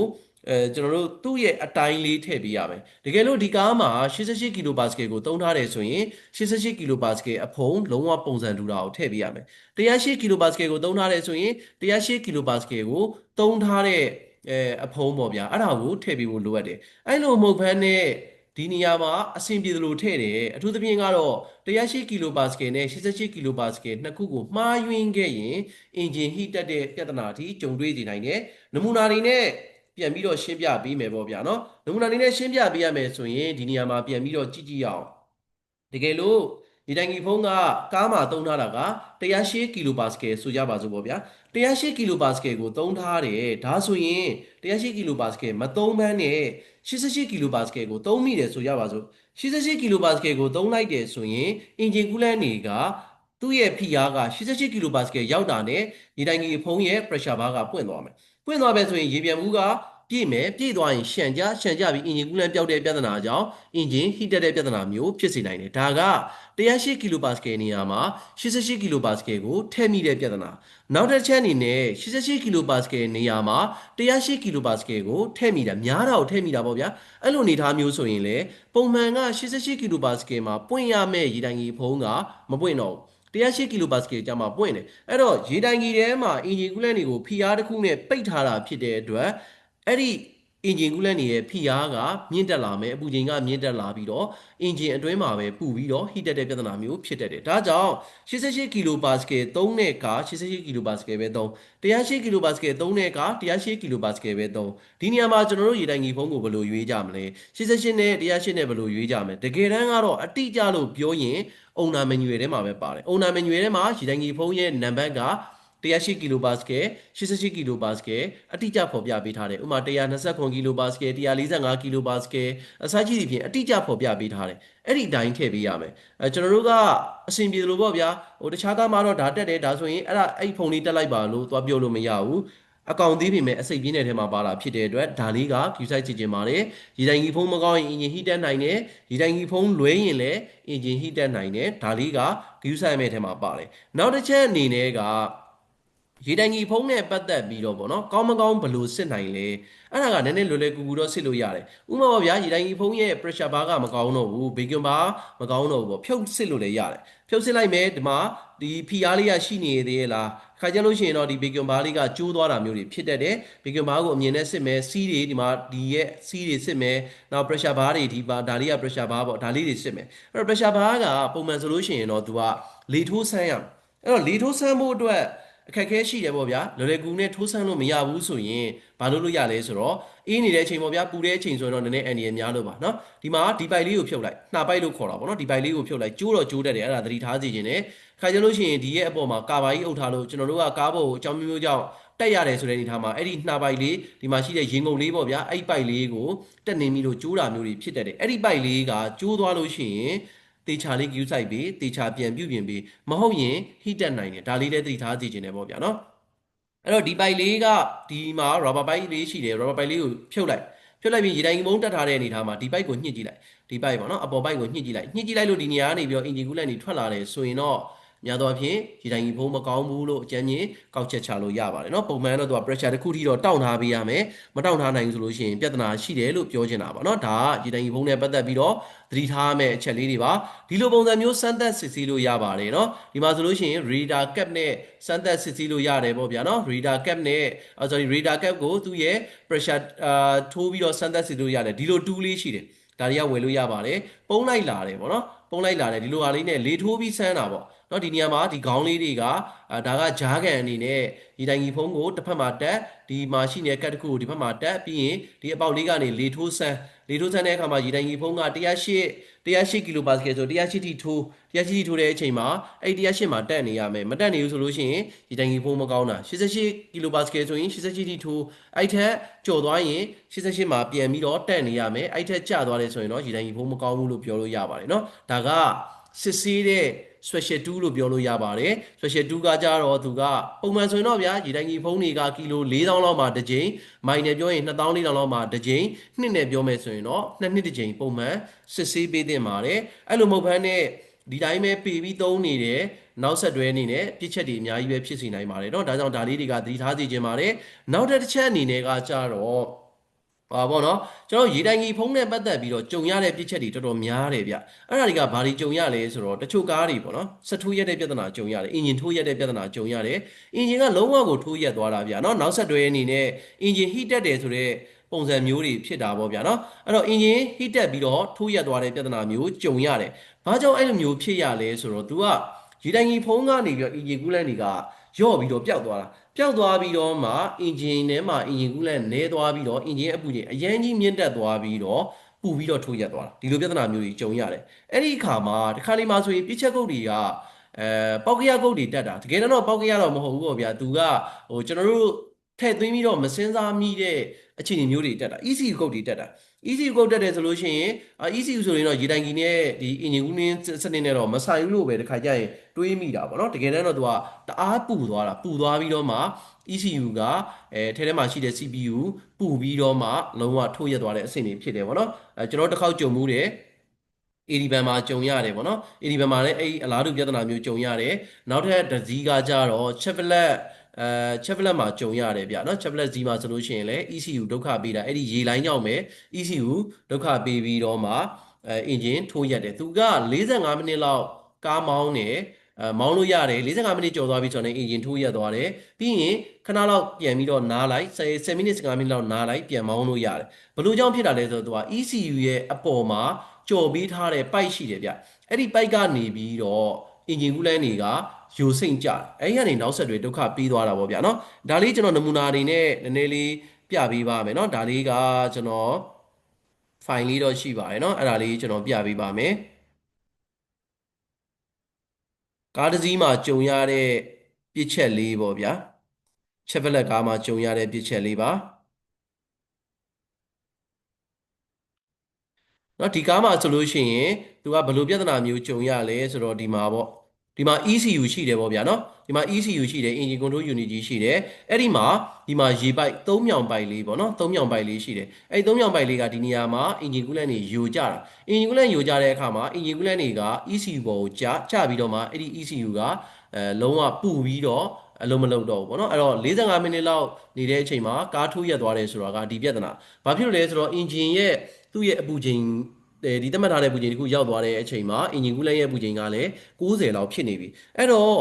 ECU တွေကအေးရင်လည်းအလုံးမလုံးတကယ်တမ်းပြောမယ်ဆိုလို့ရှိရင်လျှက်စစ်ပစ္စည်းတွေကအေးတိုင်းလည်းကောင်းတာမဟုတ်ဘူးပေါ့နော်ပူရင်လည်းအဆင်မပြေဘူးအဲ့တော့ engine ရဲ့ဒီ control ဘူးတွေပေါ့ဗျာကွန်ပျူတာဘောက်တွေပေါ့နော်ကွန်ပျူတာဘောက်တွေကဆိုလို့ရှိရင်ဒီမှာပေါ့နော်ကွန်ပျူတာဘောက်က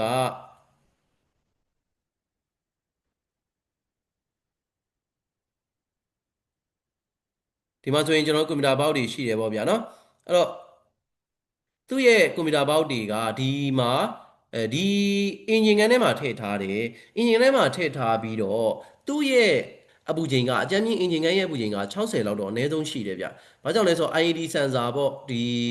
engine inlet ထဲကိုဝင်တဲ့လေရဲ့အပူချိန်ကိုအာရုံခံပြီးတဲ့ sensor ရှိတယ်။အဲ့ sensor ရဲ့အချက်လက်ကိုဖတ်ကြည့်ရင်အပူချိန်က53 54 59 60အဲ့ပုံညာလောက်ရှိတယ်။အဲ့တော့ engine ရဲ့အတွင်းခန်းထဲကအပူချိန်ကလည်းအကြမ်းမြင့်60ဒီဂရီဆယ်စီယပ်လောက်ရှိတယ်။အဲ့တော့ ECU တွေကအဲ့ဒီ60ဒီဂရီဆယ်စီယပ်လောက်ကပြဿနာမရှိဘူး။သူတို့ကလျှက်စစ်နဲ့ပေးပြီးတော့သူတို့လုံးနေတဲ့အချိန်မှာ ECU ကပူတယ်။ပူတဲ့အတွက် ECU ကိုလေနဲ့အေးခံပြီးတယ်။ဒီမှာမြောင်းလေးတွေရှိတယ်။အဲ့ဒါလေးတွေကအနည်းဆုံးနမူနာပေးရမယ်ဆိုရင်ဆိုင်ကယ်တွေမှာပါတယ်။ဆိုင်ကယ်တွေမှာဆိုရင်ဆိုင်ကယ်ရဲ့အင်ဂျင်မှာအဲ့လိုမြောင်းသေးသေးလေးတွေပါတယ်။အဲ့ဒါကလေဝင်လို့ရအောင်လေစီးဆင်းမှုကောင်းအောင်လုပ်ပေးထားတာ။ ECU မှာလည်းဒီနေရာလေးမှာ processor ရှိတယ်။အဲ့နေရာလေးမှာသူကလိုင်းကြောင်းလေးပေးထားတယ်ပေါ့ဗျာ။အဲ့မှာသူကလေနဲ့အေးခံပြီးတာ။အဲ့တော့ခုနဖြစ်သွားတဲ့ဖြစ်စဉ်မှာဘာဖြစ်တာလဲဆိုတော့သူကဒီမှာရှိနေတဲ့ပိုက်ကရေကဒီပေါ်ကိုကျတယ်။ကျတော့ engine အေးနေတဲ့အချိန်မှာပြဿနာမရှိဘူး။ဒါပေမဲ့ engine ပူသွားရင် engine coolant ရဲ့အပူချိန်ကအနည်းဆုံး80ဒီဂရီဆယ်စီယပ်60ဒီဂရီဆယ်စီယပ်လောက်ရှိတယ်အဲ့ဒီ engine coolant တွေကဒီပိုက်ကနေပြီးတော့ဒီပေါ်ကိုကျတဲ့အခါမှာဒီဟာကပူသွားတယ်ပူသွားတော့ ECU အတွင်းထဲကပူသွားပြီးတော့ control စနစ်မှာပူသွားရင်ဖြတ်ချဖြစ်တယ်ကျွန်တော်တို့သုံးနေတဲ့ laptop တွေကွန်ပျူတာတွေလည်းအဲ့တိုင်းပဲ CPU ကတအားကြီးသတ်မှတ်ထားတဲ့ပူချိန်ထက်ကျော်သွားတယ်ဥပမာ60ဒီဂရီလောက်ဖြစ်သွားတယ်ဆိုရင်ဖြတ်ချဖြစ်တယ်လုံးဝကိုဟန်းသွားတယ်ကွန်ပျူတာကလုံးဝသုံးမရတော့ဖုန်းတွေလည်းအဲ့တိုင်းပဲပေါ့နော်ဒီသဘောတရားပဲကားရဲ့ကွန်ပျူတာပေါက်တွေကဆိုလို့ရှိရင်လည်းပူသွားတဲ့အခါမှာလုံးဝအလုံးမလုံးတော့တဲ့အနေအထားမျိုးတွေကြုံရတယ်ပေါ့ဗျာနော်အဲ့တော့ကားကရက်လိုက်တယ်10မိနစ်15မိနစ်လောက်နားလိုက်တယ်အေးသွားပြီအင်ဂျင်ကူလန့်လည်းအေးသွားပြီ ECU ကလည်းအေးသွားပြီဒါဆိုရင်သူကပြန်ပြီးတော့မောင်းလို့ရတယ်45မိနစ်လောက်မောင်းလိုက်တယ်ပြီးရင်ပြန်ဖြစ်တယ်ဒီပြဿနာမျိုးကြုံရပါတယ်နော်ဒါကြောင့်ကားရဲ့ကူလင်းစနစ်မှာလည်းအင်ဂျင်ရဲ့ control စနစ်တွေကိုပါဓာတ်ရိုက်ဒုက္ခပေးနိုင်တယ်လို့ပြောလို့ရတယ်ပေါ့ဗျာနော်ဒါကတော့ECU တွေမှာကြုံရတဲ့ပြစ်ချက်လေးကိုမျှဝေပြီးတဲ့သဘောပါပဲเนาะအဲ့တော့ကျွန်တော်တို့ဒီမှာဆိုလို့ရှိရင် radar cut နဲ့ပတ်သက်ပြီးတော့ပြန်ဆက်ရမယ်ဆိုရင် radar cut နဲ့ပတ်သက်ပြီးတော့လည်း view size စီခြင်းနဲ့အသေးချာလေးပေါ့เนาะသူ့ရဲ့ cut ရဲ့ pressure ကဘယ်လောက်ထားမှာလဲအဲ့တိုင်းလေးပဲသုံးစေခြင်းနဲ့မဟုတ်ရင်မှားတဲ့အခါမှာနောက်ဆက်တွဲဒုက္ခပေးတတ်ပါတယ်အကောင်သေးပင်မဲ့အစိပ်ပြင်းတဲ့ပစ္စည်းတွေမှာ radar cut ပါတဲ့အတွက်ဒါလေးကိုကျွန်တော်အသေးစိတ်လေးမျှဝေပေးခြင်းဖြစ်ပါတယ်เนาะတော်တော်များများရေပြောက်တဲ့ပြဿနာရေတိုင်ကြီးဖုံးကြောင့်ကြုံရတယ်အဲ့တော့ရေပြောက်ပြီဆိုရင်ဘယ်နေရာကယိုစိမ့်နေတာလဲယိုစိမ့်မှုမရှိဘူးဆိုလို့ရှိရင်ရေတိုင်ကြီးဖုံးကိုလဲဆန်းကြည့်ပါရေတိုင်ကြီးဖုံးကိုလည်းအမျိုးအစားကောင်းတာလေးလဲစေခြင်းနဲ့အမျိုးအစားကောင်းတဲ့ရေတိုင်ကြီးဖုံးတွေဈေးကွက်ထဲမှာအများကြီးဝယ်လို့ရတယ်ရေတိုင်ကြီးဖုံးနဲ့ပတ်သက်ပြီးတော့ဈေးကလည်းဘယ်လောက်မှမရှိဘူးဒါပေမဲ့အည်သွေးနှိမ့်တာတော့မသုံးသေးချင်ဘူးအည်သွေးနှိမ့်တာသုံးရင်နောက်ဆက်တွဲအနေနဲ့ရေတိုင်ကြီးဖုံးကြောင့်အင်ဂျင်ဟီတက်ရင်အင်ဂျင်ကန်ရတဲ့အဆင့်တီဖြစ်သွားလို့ရှိရင်ကုန်ကျစရိတ်ကအများများသွားနိုင်တယ်เนาะဒါကြောင့်ဒါလေးတော့တေချာလေးယူဆိုင်စေချင်ပါတယ်เนาะဒါကတော့ဒီနေ့မျှဝေပေးခြင်းနဲ့အင်ဂျင်ရဲ့ကူလင်းစနစ်နဲ့ပတ်သက်ပြီးတော့ကျွန်တော်တချို့ရဲ့အစိပ်ပိုင်းလေးတွေကိုပဲရှင်းပြပေးတာပေါ့ဗျာเนาะမျှဝေခဲ့တာဖြစ်ပါတယ်တခြားပိုင်းတွေကတော့နောက်ထပ်သင်ခန်းစာကြမှာထပ်ပြီးတော့လေ့လာကြည့်ကြရအောင်เนาะဟုတ်ကျေးဇူးအများကြီးတင်ပါတယ်ခင်ဗျ